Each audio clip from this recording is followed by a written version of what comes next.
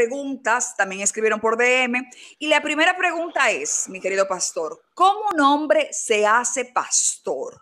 ¿Cuál es la responsabilidad primaria de un pastor? Y luego las siguientes. Entonces, me llama mucho la atención eso, porque yo se la hice a un cantante y pastor, y él me habló como que era algo así, como que no, que era un llamado, que tú tienes de llamado y ya, y tú te subías a una plataforma. Entonces, explíqueme usted cómo es que se hace Um, el pastor. bueno, el modelo que tú vas a encontrar en la escritura, gracias por la pregunta. Yo creo que nadie se hace pastor. Tú no, si fuera así, es como que cualquiera se hace cualquier otra profesión, a diferencia del pastorado. eh, Tiene que venir acompañado de un llamado de parte de Dios, pero tiene que venir también de una confirmación de parte de la congregación. Hay una serie de calificaciones que podemos encontrar en 1 Timoteo capítulo 3. Habla de que si alguno aspira a ser pastor, obispo, es lo mismo, debe de ser irreprochable, marido de una sola mujer, prudente, de conducta decorosa, hospitalario, apto para enseñar, tiene que saber predicar y enseñar, no dado a la bebida, no pendenciero, no amable, no contencioso, no avaricioso, que gobierne bien su casa, teniendo sus hijos sujetos con toda dignidad. Y nosotros vamos a encontrar primero cualificaciones, 1 Timoteo capítulo 3, Tito capítulo 1, es un eco de lo que Pablo dice en 1 Timoteo capítulo 3. Y luego vamos a ver algunas de las responsabilidades que muy claramente él da en primera de Pedro. Pedro habla de cómo los pastores deben de ser. Dame buscar ese texto porque creo que le puede ayudar a mucha gente a filtrar algunos pastores, porque aquí dice claramente cómo un pastor no debe de ser. Oye lo que Wow. dice. O sea, vamos a dejar claro, cómo un pastor no debe de ser según la palabra de Cristo, dígase la Biblia. Claro, Ok. claro, y le va a ayudar, le va a dar mucha luz, porque si usted ve esto en alguna de las cualidades de algún pastor, puede tener una luz roja que seguir. Dice, pastorear el rebaño de Dios entre vosotros, velando por él, un pastor tiene que velar por él, no por obligación, no por, sino voluntariamente, como quiere Dios, no por avaricia del dinero. Un pastor que está buscando dinero, una alerta muy clara aquí, no por la avaricia del dinero, sino con deseo, con sincero deseo. Escucha esta también. Tampoco como teniendo señorío sobre los que han sido confiados. Hay pastores que quieren hacerse dueño de las ovejas y hay iglesias incluso falsas que tienen que un miembro para moverse de un punto A a un punto B tiene que pedirle permiso. Se ha distorsionado tanto que ahora le quieren llamar a los pastores como mi padre, mi papá, y como tú eres mi papá, yo tengo que pedir permiso hasta para el trabajo que voy a buscar, y una cosa es pedir consejería y buscar consejos, sabiduría, lo cual yo entiendo que es sabio, la Biblia misma dice que en la multitud de consejos hay sabiduría, pero otra cosa es que los pastores se crean dueños de las ovejas, y aquí dice claramente que no. En primera de Pedro capítulo 5 dice, no teniendo señorío sobre los que han sido confiados, sino demostrando ser ejemplo al rebaño.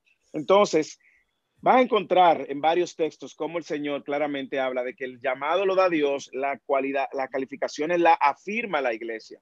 Es decir, lo ideal es que un pastor salga de una iglesia que aprueba, valida esos dones, y ese pastor encuentra y la iglesia dice, ese hombre es un pastor porque da testimonio de lo que la Biblia dice, por lo tanto, ese hombre debe de ser el pastor de esta congregación, o lo pueden enviar a plantar una iglesia. O sea, nadie se engancha, pastor, como se engancha la policía. Tiene que venir un llamado y tiene que venir una confirmación de parte de Dios y de la Pero iglesia. tiene que estudiar, hermano, porque en el caso suyo y en el caso de aquellos que son pastores de la IBI, lo digo porque es así, hay doctorados en teología. Usted se fue a vivir a North Carolina y empezó a estudiar ya en hebreo, en arameo, en griego, la Biblia, cosa que yo no lo he visto en otras personas ni lo han dicho. No sé si se saben las traducciones de cosas como ustedes las explican, por ejemplo. Claro, ahora quiero ser justo con eso. Yo creo que todo hombre que ha sido llamado al pastorado debe de capacitarse, porque su responsabilidad de entregar fielmente las escrituras es un peso muy grande. O sea, tú no te puedes parar ahí a decir lo que tú quieras. O sea, tú no puedes pararte ahí a manipular la escritura. Tú no puedes pararte ahí a torcer las escrituras. Segunda de Timoteo capítulo 2:15 dice que nos presentemos a Dios como obrero aprobado, que no tiene de qué avergonzarse y que maneja la palabra de verdad con precisión. Ahora bien, quiero ser justo con esto. Todo el que ha sido llamado al pastorado, lo ideal es que se capacite.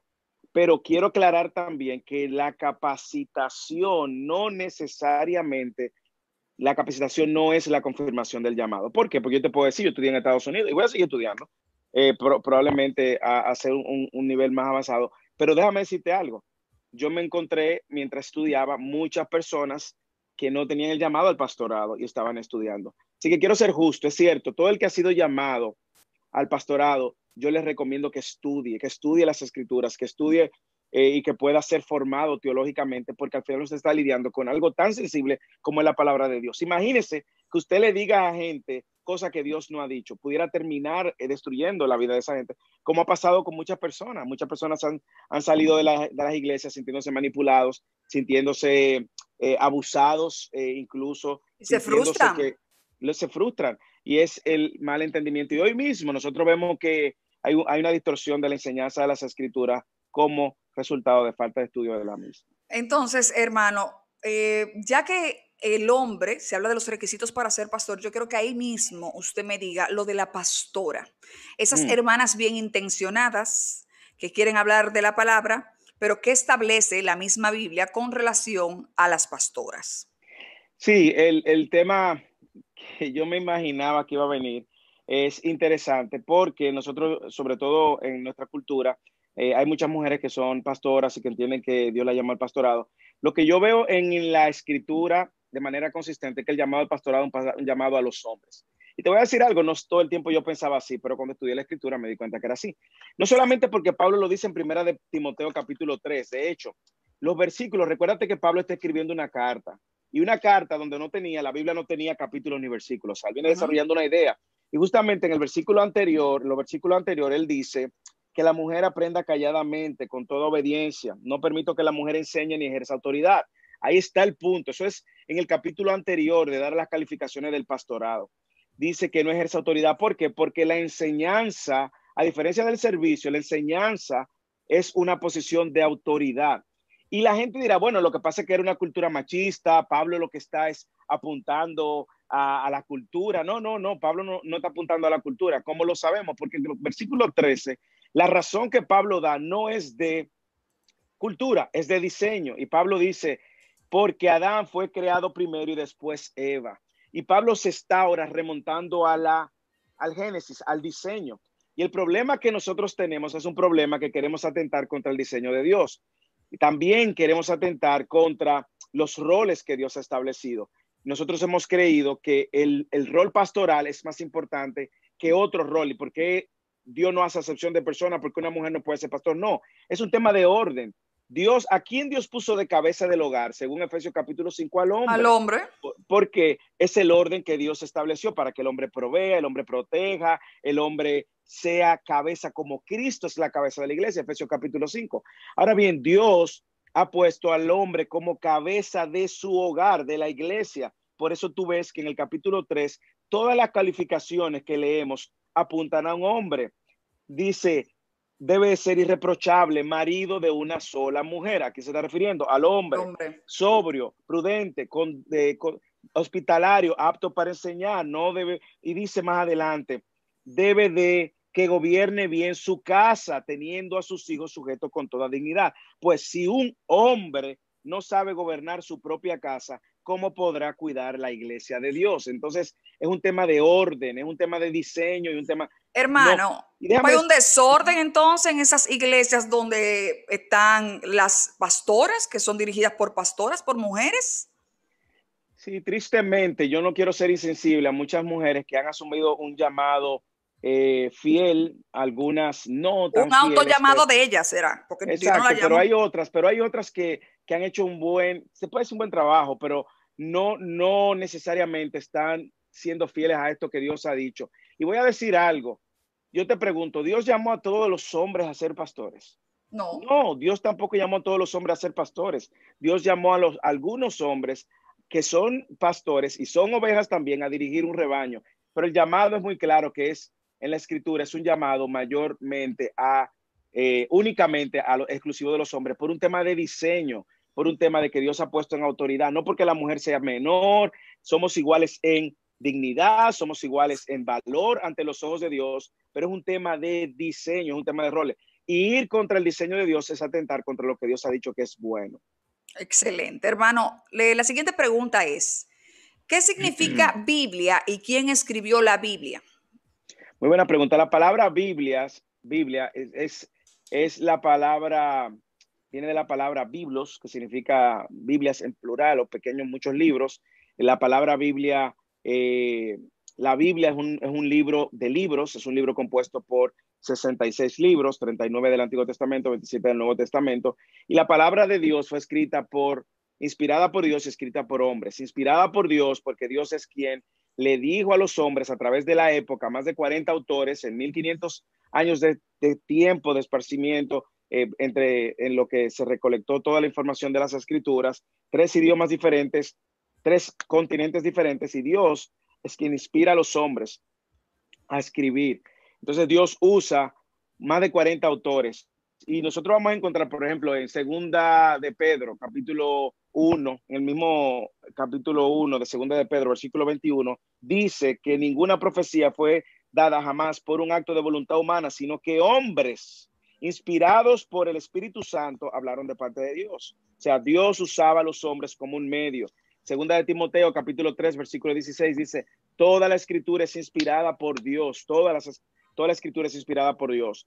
El problema nosotros es que queremos declinar la Biblia porque intervinieron hombres. No debe de ser así. Sin embargo, mira algo interesante.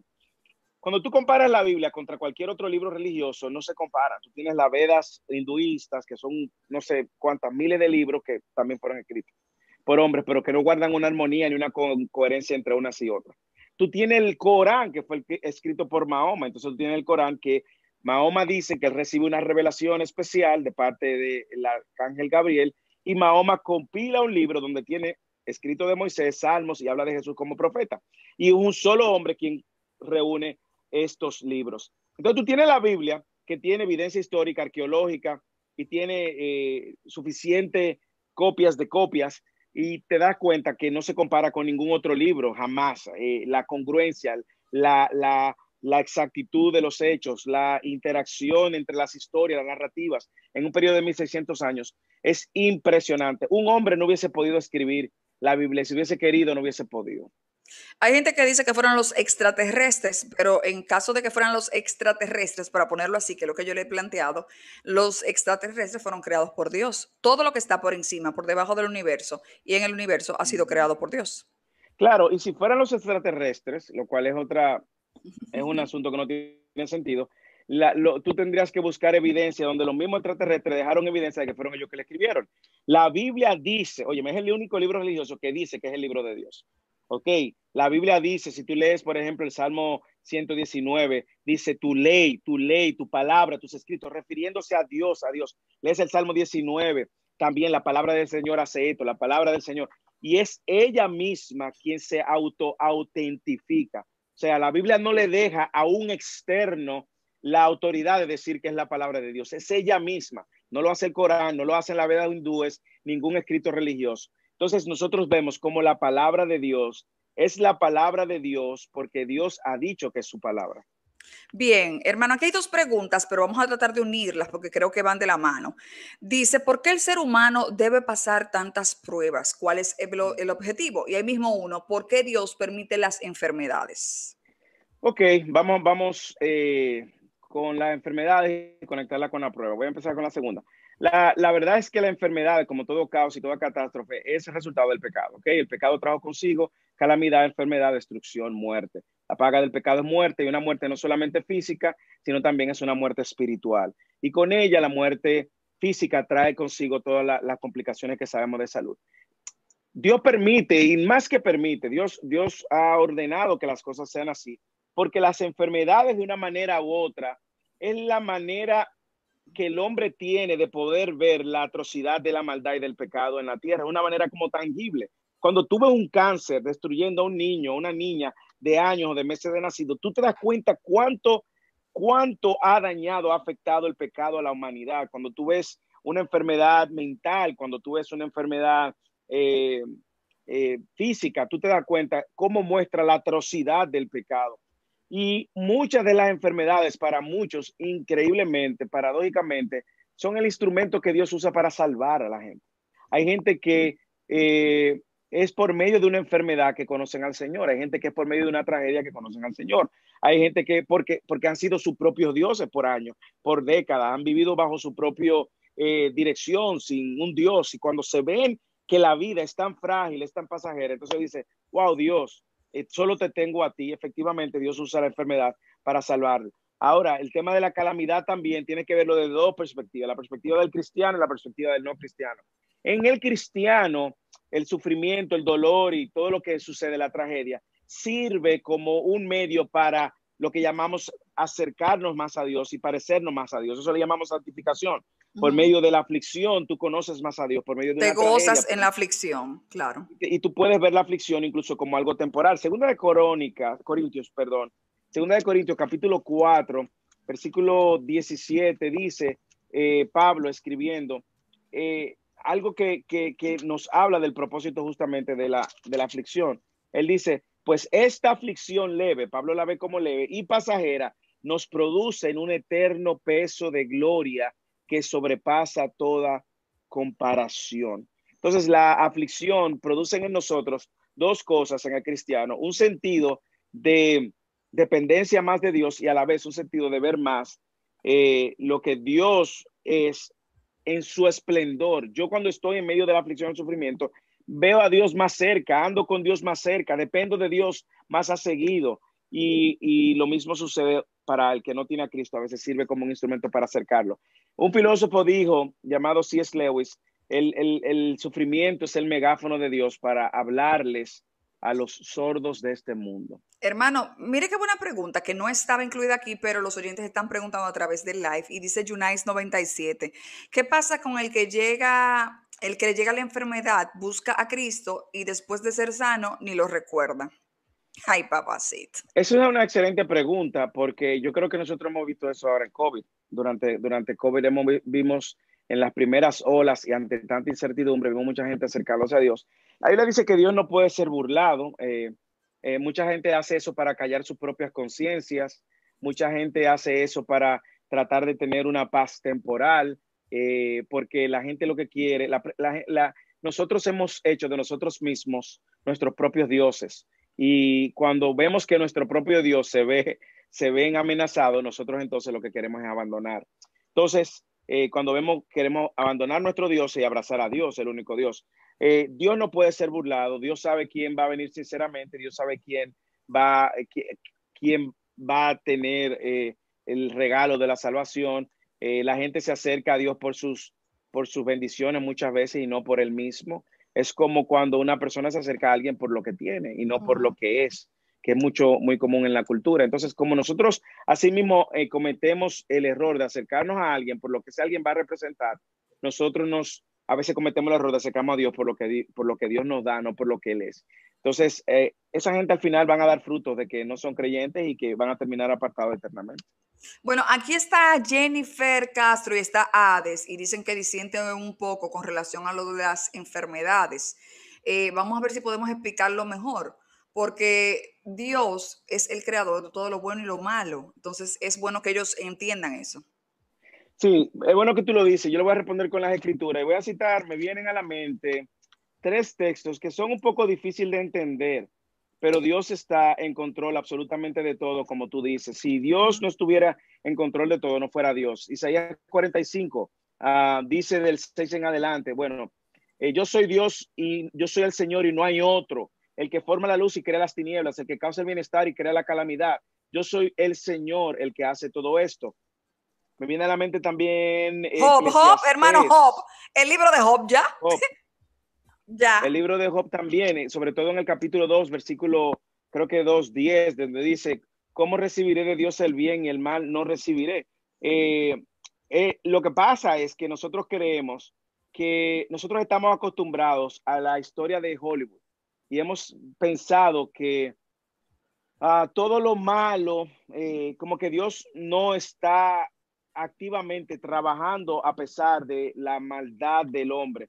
Y no es así. Dios, o en su gracia, en su plan, en su soberanía, está detrás de ambas cosas, no responsable moralmente. Dios no es responsable del mal, ¿ok? Dios, en él no hay mal, en él no se genera el mal, pero Dios está en control de todas las cosas. En Lamentaciones capítulo 3, versículo 37, ¿quién es el que hable y así sucede? A menos que el Señor lo haya ordenado. No sale de la boca del Altísimo tanto el mal como el bien. ¿Por qué se de qué hace este viviente? Por sea valiente frente a sus pecados, examine sus caminos y escudriñenlos. Otro texto, Eclesiastés, será. No, la Eclesiastés. Biblia, hermano, la Biblia entera, pero yo creo de verdad que aquellos que quieran ver a una persona que creyente de Dios para la época, como Job, que lo tenía absolutamente todo, y el demonio le pidió permiso a Dios diciéndole, este es tu fiel creyente, déjame tentarlo, lejos, hazle lo que tú quieras, pero no lo mates. Y efectivamente, Dios permitió todo lo que le pasó a Job y Job lo único que hizo, aparte de rasgarse la ropa, todo lo que pasó, fue alabar a Dios en medio de la aflicción, señora. Entonces, léanse el libro de Job, que de verdad, cuando yo lo leí, yo quedé sorprendida hace unos años atrás. Hermano, Y tú siguiente sabes pregunta. también Ajá. la historia misma de José. La historia de Ah, José, sí. lo traicionan sus hermanos, lo llevan, lo venden como esclavo, va, trabaja como sirviente, la esposa del jefe de la casa lo acosa sexualmente, lo acusa de violación, lo mandan a la cárcel, después de lo mandan a la cárcel, le revela unos sueños al panadero y al copero, el copero se olvida de él, 3 años después lo mandan a buscar al faraón para que le interprete unos sueños y él viene a salvar a su familia. Cuando los hermanos vienen, él le perdona y le dice, lo que ustedes habían planificado para hacerme mal, Dios lo había planificado para el bien y la salvación de ustedes mismos. O sea, al final hay un concepto que yo creo que nosotros tenemos que conocer más de Dios y se llama la soberanía de Dios. Y eso consiste en que Dios hace lo que Él quiere, cuando Él quiere, como Él quiere, donde Él quiere, cuando Él quiere, con quien Él quiere. Y Él es Dios, nosotros no. Bien, hermano. La siguiente pregunta. En Hechos 16:31 dice, cree en el Señor Jesús y serás salvo tú y tu casa. ¿No se supone que la salvación es personal? Excelente pregunta. Esas son las que me gustan. Esas son las preguntas que más me gustan porque salen de un mal entendimiento del texto y Ok, me dan el gran privilegio de poder explicarlo. vamos a ver. Hechos 16, si la persona que hizo esa pregunta sabe lo que está sucediendo aquí, Ujú. Pablo llega de haber estado en Tesalónica, llega a otra ciudad, a Berea, y luego empieza a predicar el evangelio. Ahí conoce a Lidia. Lidia estaba en el río orando, se convierte Lidia y lo lleva a su casa, predica el evangelio, se convierte en todos, empieza la iglesia. ¿Sabe cuál iglesia empezó ahí? En Filipo. En Filipio, él fue a Macedonia, después de haber estado en Berea, va a Macedonia, y ahí se inicia la iglesia de Filipenses. ¿Qué Ujú. pasa? Pablo está predicando el evangelio y sigue predicando el evangelio y aparece una mujer con un espíritu de adivinación diciendo, oh Pablo, tú eres el gran predicador de Dios Altísimo. Y Pablo sabe que esta mujer está endemoniada, él tenía un espíritu de adivinación y le dejaba dinero a un grupo de gente, le reprende el espíritu y le echa fuera el espíritu. ¿Y cómo que pasa? Bueno, pues ella no puede seguir adivinando. Lo que eran amos de esa señora, de la divina, llevan a Pablo a la cárcel y en la cárcel lo torturan y todo lo demás. Y en la cárcel, él conoce al soldado. ¿Qué sucede mientras él está en la cárcel? Mientras él está en la cárcel sucede lo que iba a suceder. Pablo no solamente no iba a dejar de compartir el evangelio, sino que Pablo está ahí para testificar del evangelio. Y mira qué sucede. A medianoche, Pablo y Sira estaban orando, hermana. Se cae un terremoto, se abren las puertas de la cárcel, se rompen las cadenas y ellos deciden quedarse ahí. Cualquier otro sale Sale. corriendo. Ujú. La ley romana demandaba que si un soldado romano fallaba en su tarea, tenía que pagar con su vida. ¿Y qué iba a hacer el soldado que estaba a cargo? Se iba a quitar la vida, hermano. Y Pablo salió y dijo, hey, estamos todos aquí. Y el soldado romano, al ver el testimonio, haber escuchado el evangelio a través de Pablo, viene donde Pablo y le dice, ¿qué yo tengo que hacer? Y Pablo le responde, cree en el Señor Jesucristo y serán salvos tú y tu casa. La gente lo deja ahí, pero no sabe lo que sucede después. ¿Tú sabes qué sucede después? El soldado romano lleva a Pablo a su casa, Pablo le predica el evangelio en su casa y por la predicación del evangelio, la Exacto. familia vino a Cristo.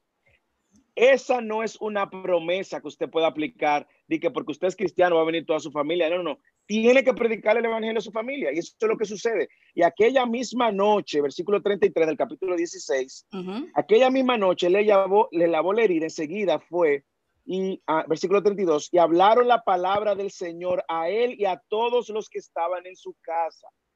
Y aquella misma noche fueron bautizados él y todos los suyos.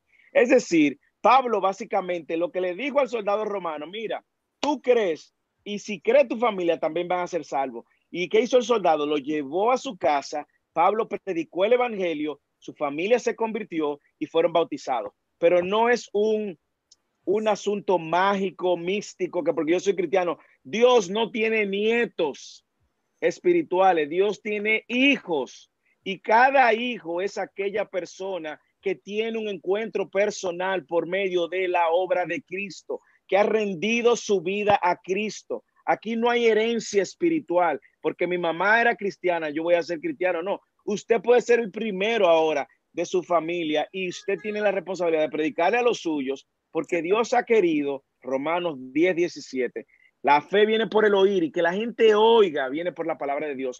Dios ha querido que por medio de la predicación de su palabra, la gente venga al entendimiento de Cristo y a la salvación. Amén. Hermano, escuchen. ¿Por qué Dios permite que personas usen su nombre para engañar y hacer maldades? Eso es una pregunta interesante. Yo creo que esas personas van a tener su juicio y Dios hasta cierto punto con ello separa al creyente, a las ovejas de las cabras. Tristemente, mucha gente que sigue a esos falsos que usan el nombre de Dios para enriquecerse con el evangelio de la prosperidad, todo eso que ustedes ven que todos esos movimientos apostólicos y proféticos que le están pidiendo a la gente y ofreciéndole a la gente y diciéndole a la gente lo que quieren oír. Arrebátalo. Eso es tuyo. Arrebata esa gracia. Quítale al demonio lo que te ha robado. Hermano, ¿cómo que el demonio me ha robado algo? Explíqueme eso, por favor. Hermana, pero usted se hubiese dado buena en esos pero medios ahí. A mí me lo dicen muchos amigos, me dicen que tú deberías ser pastora. Le digo, si yo hubiese sido una desinformada de la palabra, yo creo que sí, que yo estuviera ganando mucho cuarto ahora mismo. Déjame responder con lo que va a pasar con esa gente y con la escritura. Porque yo creo que el problema no es solamente con ellos, con lo que usan más el nombre de Dios para engañar, es también con sus seguidores. Y muchos de sus seguidores siguen a esa gente por dos razones. Una, por ignorancia y porque han hecho del dinero o de la salud su Dios. O sea, muchos de estos falsos predicadores, falsos maestros, falsos apóstoles que usted ve ahí del evangelio de la prosperidad, apóstoles, profetas, de que padre espiritual y una serie de que el apóstol, el profeta. Explique eso también, hermano. Mucha de esa gente que lo sigue no solamente está bajo ignorancia, sino que también están siguiendo sus propios dioses. Ellos quieren dinero. Le han ofrecido el reino en la tierra. La misma oferta que le hizo el diablo a Jesucristo. Todos los reinos de este mundo te voy a dar si me adoras. Es mucho de lo que ellos ofrecen. Pero Mateo 7 tiene un veredicto triste y contundente. Versículo 22 del 7. Muchos me dirán en aquel día, Señor, Señor, no profetizamos en tu nombre y en tu nombre echamos fuera demonios y en tu nombre hicimos muchos milagros. Y oye el veredicto. Y entonces les declararé, jamás os conocí, apartaos de mí, hacedores de maldad. Wow, yo creo que es el veredicto más triste y contundente. Gente que usa el nombre de Jesús y en el nombre de Jesús está echando fuera demonios, en el nombre de Jesús está profetizando, en el nombre de Jesús está haciendo milagros. Gente que cree que tiene una relación con Jesús. Jesús le dice, yo nunca te conocí. Es que no hubo un día en que yo te conocí. Tú eres un hacedor de maldad. Has desviado a mi pueblo y has desviado a mucha gente de conocerme a mí. Entonces, ese día va a ser triste. Va a ser triste para esos falsos profetas, falsos apóstoles, y va a ser triste también para aquellos que han decidido seguirlos. Bien, hermano, esta pregunta recuerdo muy bien que la hizo Buena Moza. Dice, ¿qué es mejor, ser creyente de Cristo o ser verdaderamente su discípulo? Yo creo que ahí hay como que dar una orientación. Bueno, yo le puedo responder con un solo versículo y la palabra y las palabras mismas de las escrituras. Hasta los demonios creen y tiemblan. Los demonios creen que Jesús era el Mesías. Tú lo puedes ver en la escritura, cada vez que Jesús tenía un encuentro, decía, hijo de David, o decía, hijo de Dios altísimo, ¿qué tienes contra nosotros? Sabemos que has venido a atormentarnos. Hasta los demonios creían. Y yo creo que el creer no es, no es lo suficiente. El ser discípulo de Cristo es un compromiso que requiere una entrega, que requiere un nuevo estilo de vida, que requiere que tiene un nuevo Señor. De hecho, la palabra discípulo apunta justamente a ser un imitador de su maestro. De hecho, la palabra cristiano así lo hace. La palabra cristiano aparece por primera vez en Antioquía. En el libro de los Hechos lo leemos. A ellos le llamaban, ¿tú sabes cómo le llamaban a los discípulos de Jesús? Le llamaban los del camino. ¿Por qué le llamaban los del camino? Te pregunto. A Pues ver si se la pasaban predicando de pueblo en pueblo, bueno, caminando. y porque Jesús dijo, yo soy él. El camino, la verdad y la vida. Nadie viene al Padre Porque si no es a través de mí. Jesús dijo, yo soy el camino. Entonces, a ellos le llamaban los del camino, hasta que llegaron en Antioquía y le empezaron a llamar. Ustedes se parecen tanto a Cristo, que ustedes son pequeños Cristos, ustedes son cristianos. Y la razón por la cual lo llamaban cristianos era porque parecían tanto a Cristo. Y esa es la verdad. Mucha gente va a decir que cree en Cristo, va a tener su propia fórmula de creer en Cristo, va a tener su propia versión de creer en Cristo, como nuestra queridísima Anabel, que era Evangeliflex. Evan Evangélica Flex, yo flexible. era Evan Flex. Señora, la desinformación, una cosa grande, qué ignorante. Hermano, aquí dice, ¿qué dice la Biblia sobre la infidelidad? ¿Hay que perdonar? ¿Y qué dice sobre el divorcio? En la Iglesia Católica solo te puedes divorciar a través del Papa. ¿Esto no es contradictorio a la Biblia? Mira, ese es uno de los temas más sensibles y que se puede todavía vivir en la iglesia. Vamos primero con el tema del perdón. El tema del perdón es un ejercicio que todo cristiano está Pero a llamado a una hacer. infidelidad, hermano. Aún la infidelidad. La infidelidad debe de perdonarse porque es como cualquier otro pecado. Dios perdonó la infidelidad. Por ejemplo, cuando tú eres infiel o cuando alguien te es infiel, vamos a suponer un cristiano, le es infiel a su esposo o a su esposa, viene delante de Dios, Dios lo va a perdonar. Dios demanda que nosotros perdonemos así como Él nos perdona. Tú te recuerdas en el Padre Nuestro cuando dice, perdona nuestras ofensas, así como nosotros perdonamos a quienes nos ofenden.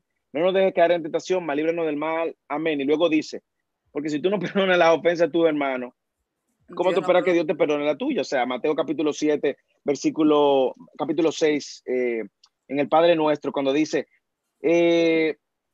porque si no perdonáis a los hombres sus ofensas, sus transgresiones, también vuestro Padre Celestial os perdonará, perdonará. Pero si no perdonáis a los hombres, tampoco vuestro Padre perdonará vuestras transgresiones. Es decir, nosotros perdonando modelamos al Padre. El perdón es un ejercicio de modelar, imitar a Dios. Pero espérese, hermano. Esto de, por ejemplo, porque aquí hay como un caos ahora en el live.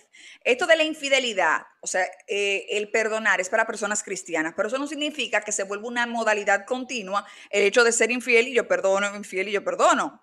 O sea, para que esté Sí, claro. claro, cuando hablamos de perdonar, tiene que haber un arrepentimiento, tiene que haber un genuino arrepentimiento. Yo te traigo un ejemplo de la Biblia que te va a sacudir. Tú te Dale. sabes la historia de Oseas. No.